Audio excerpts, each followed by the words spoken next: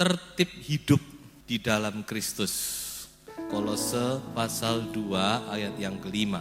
Sebab meskipun aku sendiri tidak ada di antara kamu, tetapi dalam roh aku bersama-sama dengan kamu, dan aku melihat dengan sukacita tertib hidupmu dan keteguhan imanmu dalam Kristus.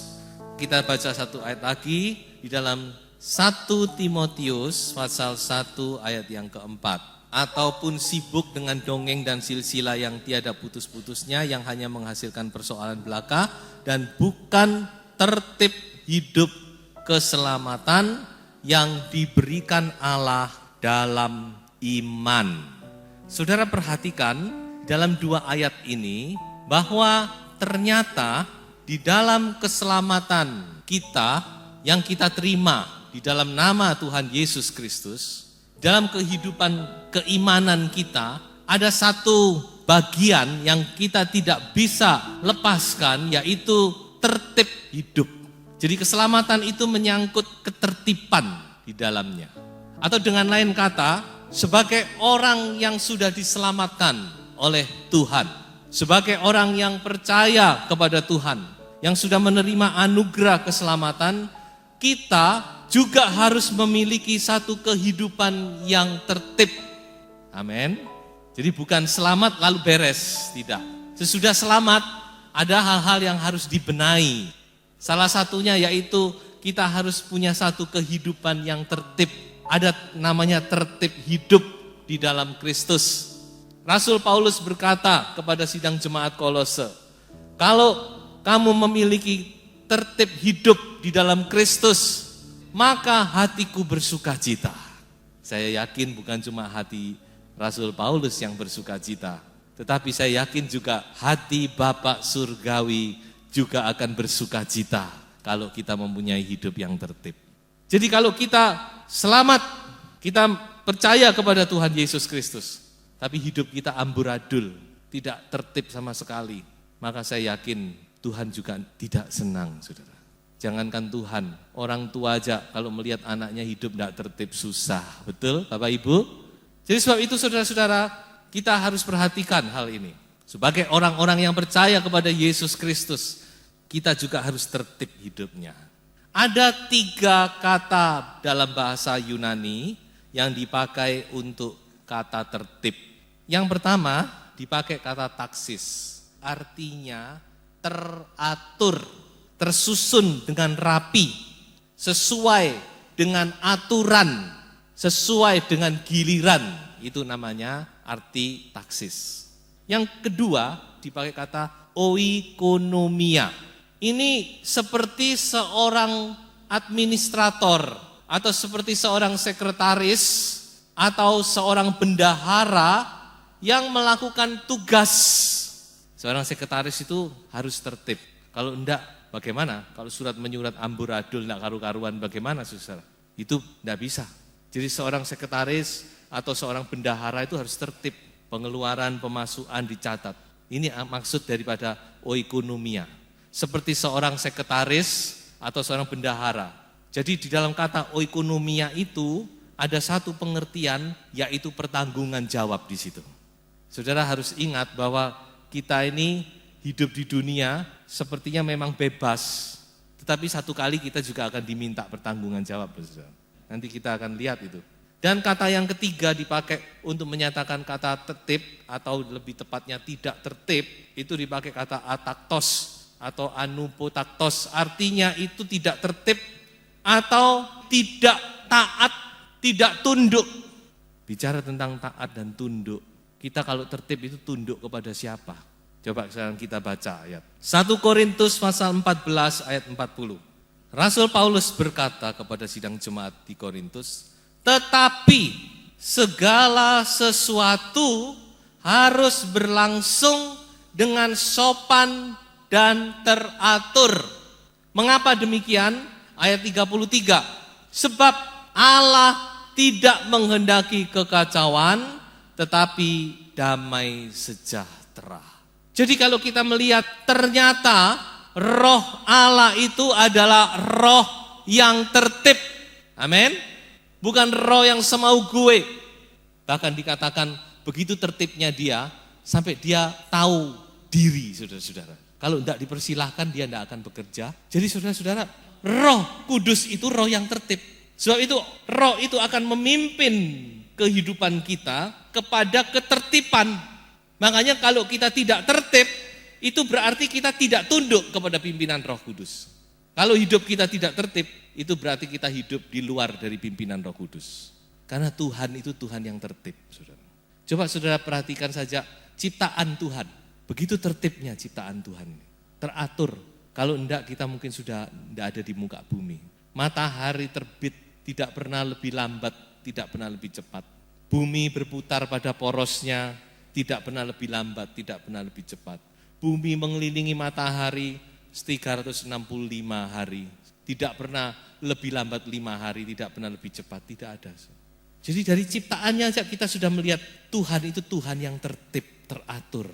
Jadi yang membuat kacau balau ini ya manusia sendiri, saudara. Jadi saudara-saudara kita melihat bahwa ternyata Tuhan itu adalah Tuhan yang tertib. Sebab itu sudah dia akan memimpin setiap kehidupan orang percaya kepada kehidupan yang tertib. Yang tidak tertib itu adalah daging manusia. Daging ini tidak mau didisiplin. Daging ini mau enaknya sendiri. Waktunya tidur, tidak tidur. Besok bangun sampai jam 9, jam 10 baru bangun. Daging ini tidak bisa ditertibkan. Makanya kalau bicara tertib itu pasti bertentangan dengan kehendak daging. Waktunya kerja, tidak kerja. Pokok tidak tertib, itulah kehendak daging. Tapi roh akan memimpin kita kepada kehidupan yang tertib di dalam segala hal. Tertib dalam masalah keuangan, tertib di pekerjaan, tertib dalam kehidupan sehari-hari, tertib dalam menggunakan waktu kita, tertib di dalam segala perkara, saudara-saudara. Firman Tuhan berkata, ada seekor binatang di dalam Amsal 30 ayat 27, belalang. Belalang itu binatang yang tertib. Dikatakan dia bisa berbaris dengan teratur meskipun tidak ada pemimpinnya. Itu salah satu karakteristik dari belalang. Makanya penulis Amsal berkata, ayo kita belajar kepada belalang. Tertib itu kalau mau gamblang, waktunya tidur ya tidur, waktunya bekerja ya bekerja, waktunya bangun ya bangun, waktunya mandi ya mandi, waktunya makan ya makan, waktunya berdoa ya berdoa, waktunya membaca firman ya membaca firman. Itu artinya tertib. Nah saudara-saudara, ini penting sekali. Karena kalau kita tidak tertib, apa yang menjadi akibat? Paling enggak kita akan sakit, tidak sehat. Coba kalau terus-terusan kita terus malam enggak tidur, kurang tidur, makan enggak tertib, apa enggak kita sakit nanti? Kemudian kita bisa jadi tidak efisien, pemborosan di sana sini, terutama pemborosan waktu. Betapa berharganya waktu itu. Jangan sampai itu terjadi, saudara-saudara. Dan kehidupan kita menjadi tidak berkualitas, tidak maksimal. Saudara ingat, kalau kita hidup tidak tertib, bukan cuma di dunia ini saja ada pengaruhnya. Saya yakin juga pengaruh itu sampai kepada hal-hal yang bersifat kekal. Coba kalau kita hidup tidak tertib, bagaimana kita bisa membaca firman, punya waktu membaca firman, berdoa, waktu kita habis untuk perkara-perkara yang tidak berguna. Kalau terus-terusan bagaimana rohani kita? So itu mari saudara-saudara, kehidupan yang tertib itu adalah ciri daripada kehidupan orang percaya. Saya akan membaca satu ayat, meskipun ini mungkin kelihatan tidak ada hubungannya. Coba kita baca di dalam Amsal 23 ayat yang ke-23. Belilah kebenaran dan jangan menjualnya. Demikian juga dengan hikmat, didikan, dan pengertian. Firman Allah berkata kita harus membeli kebenaran itu, saudara. Nah pertanyaannya sekarang, membeli dengan apa? Yang pertama dengan uang, saudara. Amin. Nah contohnya saudara datang berbakti. Kan keluar uang bukan? paling tidak saudara naik kendaraan umum ya, kendaraan sendiri juga keluar ongkos bensin. Memang saudara datang bukan untuk membeli, tetapi secara tidak langsung saudara datang pasti keluar uang. Itu salah satunya. Tapi ada cara lain membeli kebenaran, yaitu dengan US dollar, saudara. Bagaimana caranya US dollar? Tapi bukan US, bukan United States, tetapi US itu uang sorgawi. Karena setiap kita sudah menerima US dollar dari Tuhan, setiap hari kita mendapatkan 1.440 US dollar. Dari mana kita mendapat itu? 24 kali 60, 24 jam, 60-nya 60 menit. Itulah yang saya maksud US dollar. Setiap hari kita mendapat 1.440 US dollar dari Tuhan. Tuhan memberi kepada semua orang sama. Si A, si B, si C, tidak peduli dia kaya, miskin, terpelajar atau tidak, kedudukannya tinggi atau rendah, sama semua mendapat 1.440 US dollar. Sekarang kita mau pakai dengan cara apa dolar kita ini, saudara-saudara? Karena ingat, setiap kali kita melakukan sesuatu, itu kita pasti memakai US dollarnya Tuhan ini. Ketika saudara melihat TV 1 jam, berarti saudara sudah memakai 60 US dollar. Ketika saudara melihat TV 2 jam, 120 US dollar. Tinggal ngitung aja. Tapi ketika saudara membaca firman 1 jam, saudara juga memakai US dollar saudara untuk membeli kebenaran firman Tuhan. Ini yang saya maksud. Tuhan memberi kita sama waktu. Saudara, di dalam Injil Lukas pasal 19, ayat yang ke-13, di situ ada perumpamaan, ada 10 hamba yang masing-masing mendapat 1 mina. Ia memanggil 10 orang hambanya dan memberikan 10 mina kepada mereka. Katanya, pakailah ini untuk berdagang sampai aku kembali. Perhatikan di sini, ini ada sedikit perbedaan dengan Matius 25. Kalau Matius 25 ada hamba yang menerima 5 talenta, ada yang menerima 2 talenta, ada yang menerima 1 talenta. Tetapi di sini, ini semua menerima 1 mina, 1 mina, 1 mina. Saya yakin salah satunya adalah waktu. Setiap orang semua sama menerima, tidak ada yang lebih, tidak ada yang kurang. 1 hari 24 jam atau 1.440 menit. Dan pesan daripada Tuhan itu, pakailah ini untuk berdagang sampai aku datang kembali. Di dalam bahasa Inggris dipakai kata invest this money. Invest uang ini. Nah inilah saudara, bagaimana kita menginvest waktu kita. Ini penting. Karena kita membeli kebenaran salah satunya yaitu dengan waktu.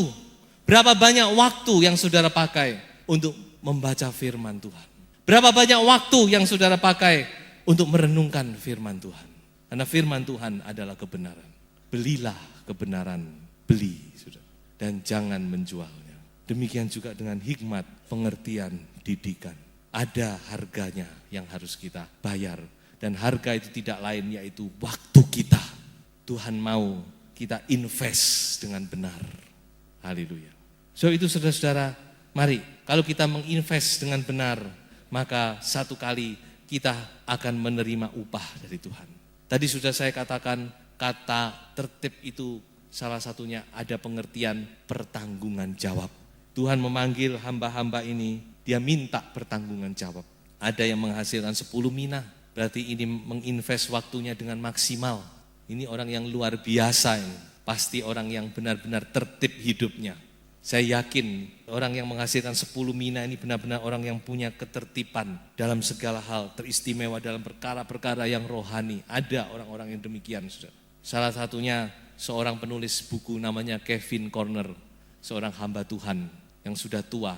Dia pernah menyampaikan satu seminar, dia berkata, di dalam setiap sel saya ini ada firman Tuhan. Begitu dia berani berkata karena dia begitu cinta kepada firman. Ada yang menghasilkan 5 mina, lumayan, masih menghasilkan 5, 1 mina jadi 5 kali lipat. Tapi yang paling celaka, ada yang tidak menghasilkan apa-apa. Minanya disimpan di dalam sapu tangan, saudara-saudara. Mari, saudara-saudara, kita mau benar-benar pakai waktu kita dengan baik. Saudara, sebab itu kita harus memiliki satu kehidupan yang tertib.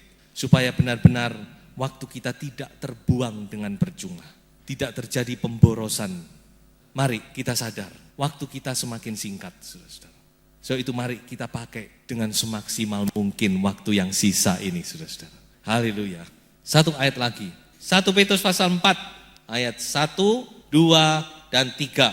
Jadi karena Kristus telah menderita penderitaan badani, kamu pun harus juga mempersenjatai dirimu dengan pikiran yang demikian. Karena barang siapa telah menderita penderitaan badani, ia telah berhenti berbuat dosa.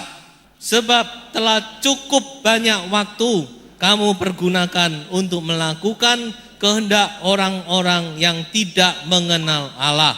Kamu telah hidup dalam rupa-rupa hawa nafsu, keinginan, kemabukan, pesta pora, perjamuan minum, dan penyembahan berhala. Dan dikatakan di dalam ayat yang kelima, kita harus memberi pertanggungan jawab kepada Dia yang sudah siap menghakimi orang yang hidup dan orang yang mati. So itu mari kita kencangkan kembali sabuk kita. Kita kembali hidup dengan tertib di hadapan Tuhan. Dan kiranya berkat-berkat Tuhan menyertai saudara-saudara semua.